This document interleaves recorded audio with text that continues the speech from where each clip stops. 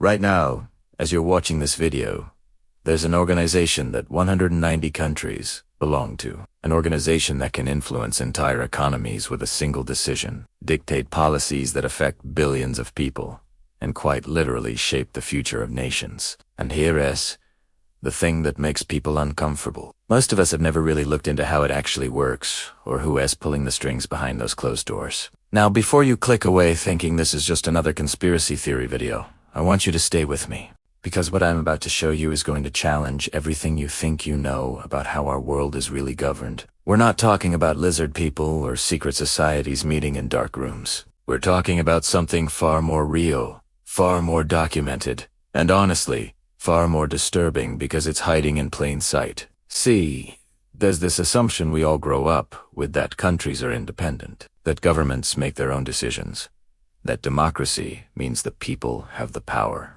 But what if I told you there's a layer above all of that? A structure so powerful that it can make a president change course, force a country to adopt policies its citizens never voted for, or even decide which nations get to thrive and which ones struggle.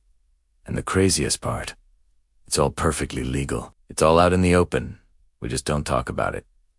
So here's what we're going to do today. We're going behind the curtain. We're going to look at exactly how this organization operates, who really holds the power within it, where the money flows.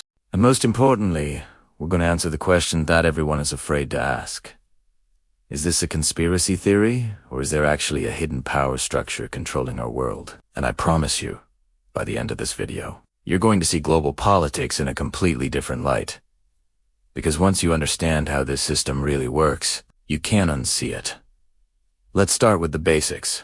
After World War II, the world was in ruins, and global leaders decided they needed a system to prevent another catastrophic conflict. That's when organizations like the United Nations, the International Monetary Fund, and the World Bank were born. On paper, these institutions were created to promote peace, stability, and economic cooperation. Noble goals, right? But here's where it gets interesting. From day one, these organizations were never designed to be equal. Certain countries were given permanent seats at the table, veto powers that could override the will of hundreds of other nations, and voting systems weighted by economic contribution rather than democratic principles. The founders essentially created a hierarchy disguised as cooperation. 5 countries got permanent Security Council seats with veto power, meaning they could block any decision they didn't like, regardless of global consensus. This wasn't an accident or an oversight. It was intentional design, a way to ensure that the victors of World War II would maintain control over the New World Order for generations to come. When you look at promotional materials from these global organizations, you'll see images of all flags flying together, representatives from every corner of the world sitting in assembly, speeches about sovereignty and self-determination. It creates this powerful illusion that every country has an equal voice. But dig deeper into how decisions actually get made, and that illusion shatters completely. In the IMF and World Bank, voting power is directly tied to financial contributions. The United States alone controls about 17% of the votes, enough to effectively veto major decisions since most require 85% approval. Meanwhile, entire continents of countries combined might hold less influence than a single wealthy nation. At the UN, the General Assembly can pass resolutions, but they're non-binding recommendations. Real power lies with the Security Council, where those 5 permanent members can unilaterally block anything. So while 190 countries might be members, maybe 10 actually make the decisions that matter. The rest, they're essentially participants in a system where their vote is largely ceremonial. Now let's talk about how control actually manifests in the real world. And this is where things get genuinely concerning. When a country faces economic crisis, it often has nowhere to turn except the IMF or World Bank for emergency loans. Sounds helpful, right? But these loans always come with strings attached, what they call structural adjustment programs or conditionalities. Suddenly, that country must privatize public services, cut government spending, open markets to foreign investment, and restructure their entire economy according to a specific ideological framework. I'm not making this up. This is documented policy. Countries like Greece, Argentina, and dozens of African nations have experienced this firsthand. They take the loan because they're desperate, then spend decades trying to pay it back while implementing policies their citizens never voted for. The organization essentially becomes the real government, dictating budget priorities, labor laws, and economic strategy. And if a country refuses, they're cut off from international credit markets, face sanctions, or find themselves isolated economically. It's control through financial dependency. Here's a question that doesn't get asked enough. When these organizations make decisions, who actually benefits? Let's follow the money and the outcomes. When the IMF demands privatization, multinational corporations from wealthy countries often swoop in to buy formerly public utilities, resources, and services at bargain prices. When trade agreements are pushed through, it is usually the already powerful economies that see the most growth, while developing nations are locked into being raw material suppliers. When military interventions are authorized or blocked, there's almost always an economic interest lurking beneath the humanitarian rhetoric. Oil, rare minerals, strategic shipping lanes, geopolitical positioning against rival powers. I'm not saying every decision is purely cynical or corrupt, but there is an undeniable pattern where the global economic elite benefit disproportionately from decisions made by these international bodies. The pharmaceutical industry, weapons manufacturers, agricultural conglomerates, banking institutions, they all have representatives and lobbyists working these organizations. Meanwhile, the average citizen in most member countries has zero access or influence. The system wasn't designed for them. Let's look at specific examples where these organizations flexed their power and the consequences that followed. In the 1980s and 90s, structural adjustment programs were imposed across Africa and Latin America. The results were often devastating: increased poverty, collapsed healthcare systems, rising inequality, and social unrest. Yet the programs continued because the ideology driving them was considered more important than the human cost. Or consider the 2003 Iraqi invasion. Despite massive global opposition and protests involving millions of people worldwide, the UN Security Council was bypassed, and the intervention happened anyway, revealing the limits of international law when powerful members decide to act unilaterally. Then there's the 2008 financial crisis response, where trillions were mobilized to bail out banks, while ordinary people lost homes and savings. The IMF and World Bank facilitated this rescue of the financial system while imposing austerity on struggling nations.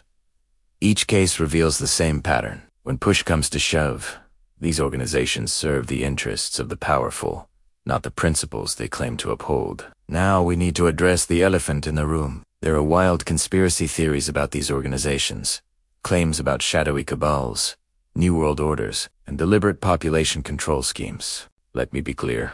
Most of that is nonsense, unsupported by evidence. But here's why those theories gain traction. When you have undemocratic institutions wielding enormous power, making decisions in closed meetings, with outcomes that consistently favor the same groups, people naturally become suspicious. The lack of transparency feeds conspiracy thinking. And honestly, sometimes the conspiracy theories give these organizations too much credit by assuming they're recompetently executing some master plan. The reality is often more mundane. It's about institutional inertia, ideology, conflicts of interest, and powerful countries protecting their advantages. You don't need a secret cabal when the system itself is designed to concentrate power. The legitimate criticism is that these organizations operate with insufficient accountability, are heavily influenced by corporate and financial interests, and perpetuate global inequality. That's concerning enough without inventing fictional conspiracies. The truth is damning on its own. But here's something that gives me hope. People are pushing back around the world. There are movements demanding reform of these international institutions. Countries in the global south have been calling for restructured voting systems, debt forgiveness, and an end to conditional lending. Civil society organizations have exposed corruption, documented human rights abuses linked to organization-backed projects, and demanded transparency. Some nations have rejected IMF loans entirely, choosing economic hardship over losing sovereignty. There are proposals for alternative institutions like the BRICS Development Bank, that could provide competition and different models. Within these organizations, there are whistleblowers and reformers fighting for change from the inside. The question isn't whether these institutions can be perfect, it's whether they can be democratized and made accountable. Can voting structures be reformed to reflect today's world rather than 19? Can decision-making be made transparent? Can the interests of ordinary people be prioritized over financial elites? These are fights happening right now, and their outcome will determine whether international cooperation means genuine collaboration or just a polite name for domination by the powerful. So why should you care about any of this? Because these distant organizations make decisions that directly affect your life. When they impose us, it means cuts to services you depend on. When they shape trade policy, it affects prices you pay and jobs in your community. When they facilitate financial deregulation, it makes economic crises more likely that will hit your savings. And beyond personal impact, this is about the kind of world we want to live in. Do we accept that a handful of countries and their associated corporate interests should make decisions for everyone? Or do we demand systems that are actually democratic, transparent, and accountable? The first step is awareness, understanding how power really works, who benefits from current structures, and where the leverage points for change exist. You can support organizations demanding reform, pressure your own government to take different positions in these institutions, and spread awareness so more people understand what's happening. The system relies on most people not paying attention, assuming someone else is handling it, or feeling too powerless to matter. But every major change in history started with people who refused to accept that the way things are is the way things must be. Now you know the truth. The question is what you'll do with that knowledge. So does a secret organization control 190 countries? Well, after everything we've covered, I think you can see the answer is both simpler and more complicated than that dramatic premise suggests. These aren't secret organizations operating in the shadows. They're right there in the open with websites, press releases, and public meetings. But just because something isn't secret doesn't mean it's not powerful. And it definitely doesn't mean it's democratic or fair. What we've discovered is that the real story is actually more troubling than most conspiracy theories because it has completely legal and normalized. We've built a global system where a handful of countries and their financial elites can make decisions that affect billions of people who never got a vote, never gave consent, and often never even knew it was happening. We call it international cooperation, but in practice it often looks more like international domination with better public relations. And here's what really gets me. These institutions were created with genuine good intentions by people that just witnessed the horrors of World War II and wanted to build something better. The idea of countries working together to solve problems, prevent conflicts, and lift people out of poverty. That's beautiful. That's necessary.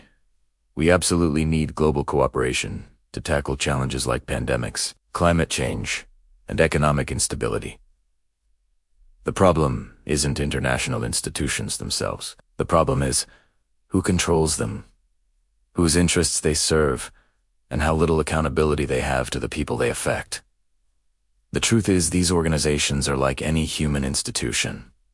They reflect the power dynamics, inequalities, and ideologies of the people who run them. And right now, they're run primarily by and for the benefit of wealthy nations and corporate interests. That's not a conspiracy theory. That's just how the voting systems work, how the funding mechanisms operate, and how decisions get made when you look at the actual outcomes over decades. And this is crucial.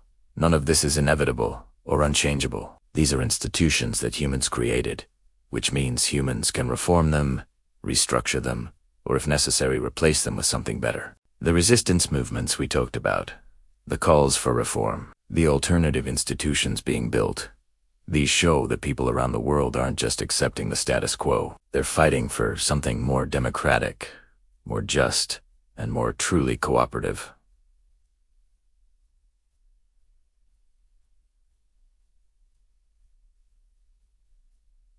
So what do you think? Are these organizations a necessary framework for international cooperation that just needs reform? Or are they fundamentally flawed structures that concentrate too much power in too few hands? Have you or your country been affected by decisions made by these institutions? I genuinely want to know your perspective, because this conversation is too important to be dominated by any single viewpoint, which is kind of ironic, given what we've been discussing. If this video made you think differently about how our world is governed, hit that like button and share it with someone who needs to see this. And look, if you've disagreed with parts of what I said or think I got something wrong, that's completely fair. Leave a comment explaining your perspective, because honest debate is how we get closer to truth. Subscribe if you want more content that questions the official narratives and digs into how power really works in our world. Here's my final thought before I let you go. The most powerful weapon any system of control has is making people feel like they're powerless to change it. Once you believe you can't make a difference, you stop trying. And that's exactly when those in power have won completely. But history shows us over and over that determined people can change even the most entrenched systems. It takes time. It takes effort. And it requires enough people to wake up and demand better. You now know something most people don't about how global power actually operates. That knowledge is valuable, but only if you do something with it. Stay informed, stay critical, stay engaged, and never let anyone tell you that the way things are is the way things have to be. Thanks for watching, and I'll see you in the next one.